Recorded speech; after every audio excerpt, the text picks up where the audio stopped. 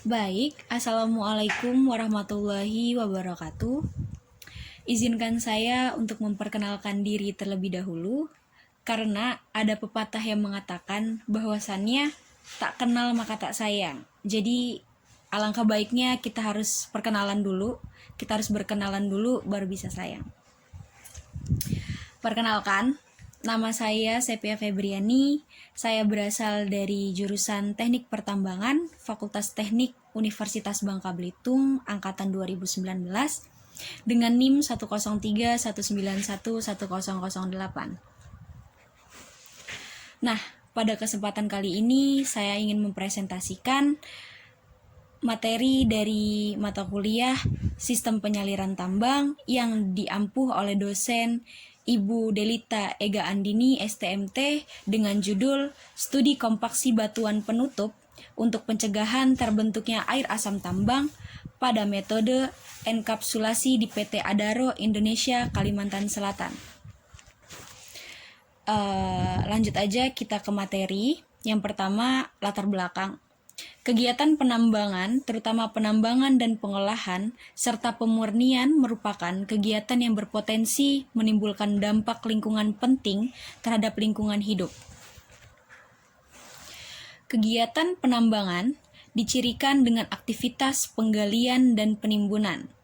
Kegiatan penggalian dan penimbunan akan menyebabkan terdedahnya atau ekspos bagian-bagian dari batuan sehingga memungkinkan kontak dengan udara atau air hujan, sehingga terjadi proses pelapukan yang jika terjadi pada batuan dalam jangka waktu yang tertentu akan menyebabkan terjadi perubahan fisik dan kimia batuan.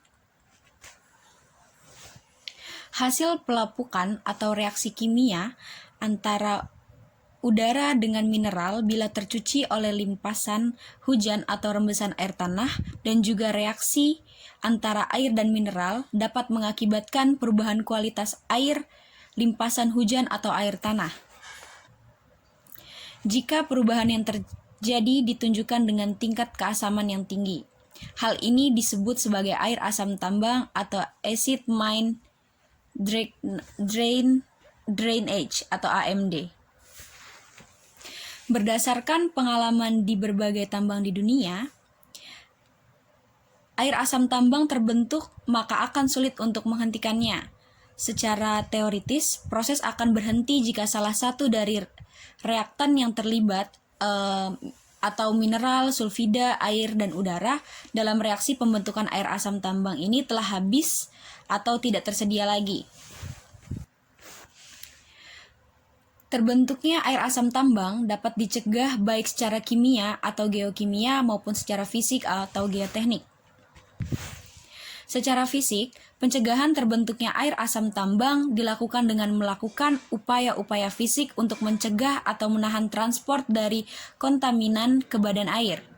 Di antaranya dengan cara recycling, pengolahan, dan pengamatan dan penanganan material timbunan.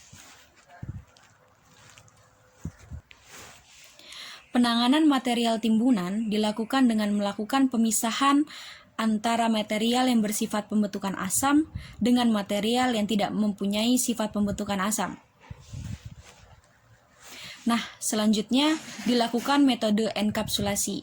Pada metode enkapsulasi diterapkan cara menempatkan material yang mempunyai sifat fisik yang memenuhi syarat sebagai material cover, yakni material dengan sifat tidak meloloskan air dan atau udara sehingga menghindari terbentuknya air asam tambang atau mencegah oksidasi mineral sulfida dan atau aliran air.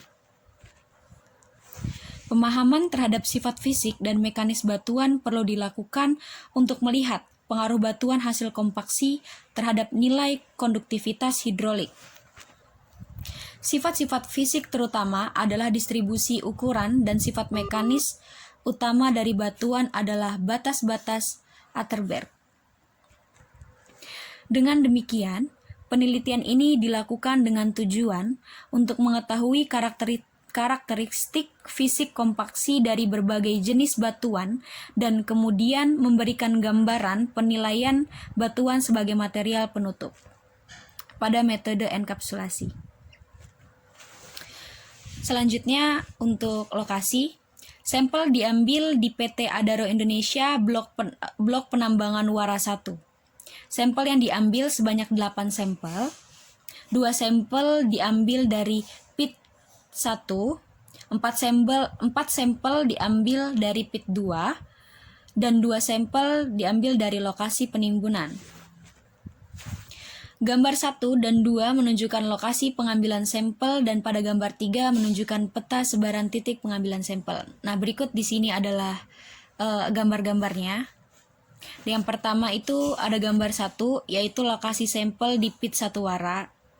Yang kedua ada gambar 2, yaitu lokasi sampel di pit 2 Wara.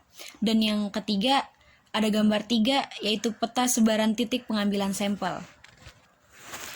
Lanjut ke metode, sampel yang telah diambil dari lapangan, kemudian dilakukan preparasi sampel untuk selanjutnya dilakukan pengujian terhadap sampel tersebut. Uji yang dilakukan diantaranya yaitu uji indeks properti, analisis distribusi ukuran, uji batas-batas Anterberg, uji kompaksi, dan uji permeabilitas. Yang pertama, uji indeks properties dilakukan untuk memperoleh spesifik gravity, densitas kering, densitas basah, dan kadar air natural pada batuan. Analisis distribusi ukuran dilakukan untuk memperoleh komposisi dari sampel, yakni kandungan pasir, kandungan lanau, dan kandungan lempung. Yang kedua, uji batas-batas Anterberg dilakukan untuk memperoleh nilai batas cair atau liquid limit atau LL dan batas plastik atau plastic limit atau PL. Dengan mendapatkan nilai dari LL dan PL, maka akan dihitung nilai Plasticity Index atau PI. Yang ketiga, uji kompaksi dilakukan dengan menggunakan standar Proctor untuk mendapatkan nilai densitas kering optimum dan kadar air maksimum. Kompaksi secara umum merupakan proses densifikasi tanah dengan mengurangi kandungan oksigen dengan menggunakan energi mekanik.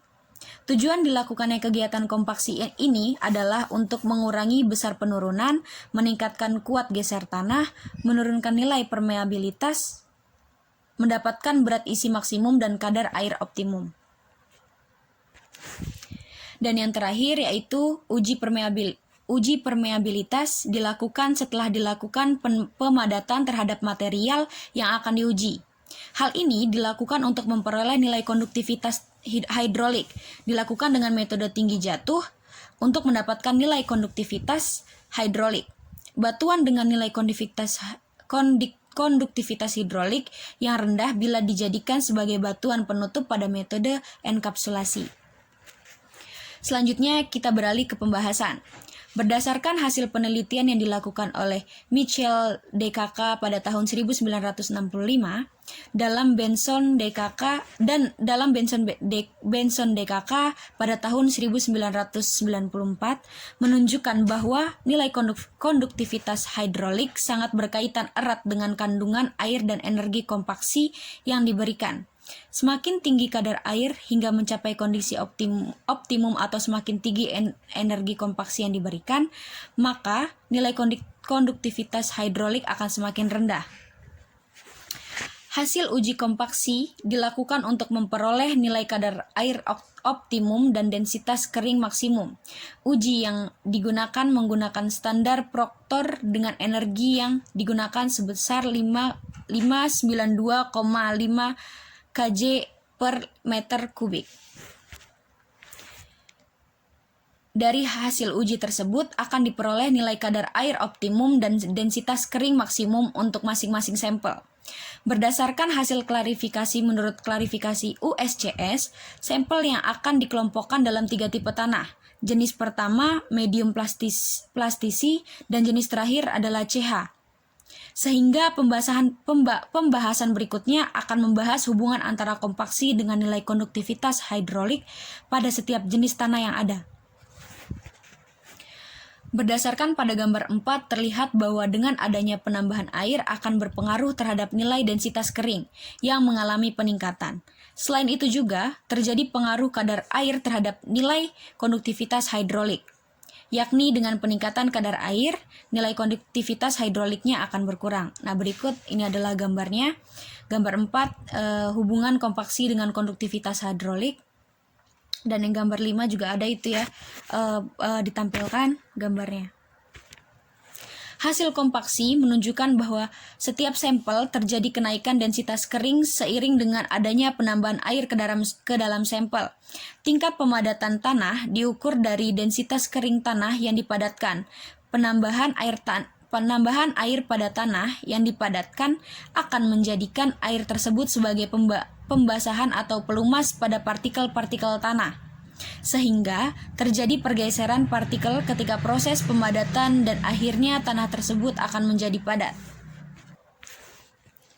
Hubungan kompaksi terhadap nilai konduktivitas hidrolik menunjukkan bahwa dengan adanya penambahan kadar air, terjadinya juga penurunan nilai konduktivitas hidrolik.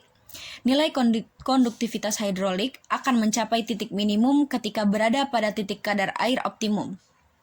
Setelah melewati kadar air optimum, nilai koefisien konduktivitas hidrolik akan sedikit bertambah, disebabkan karena posisi acak partikel pada tanah yang menyebabkan adanya ruang yang bisa dilewati oleh air. Nah, berikut ada gambar kesimpulan yang sudah saya simpulkan pada materi yang sudah saya jelaskan dari tadi.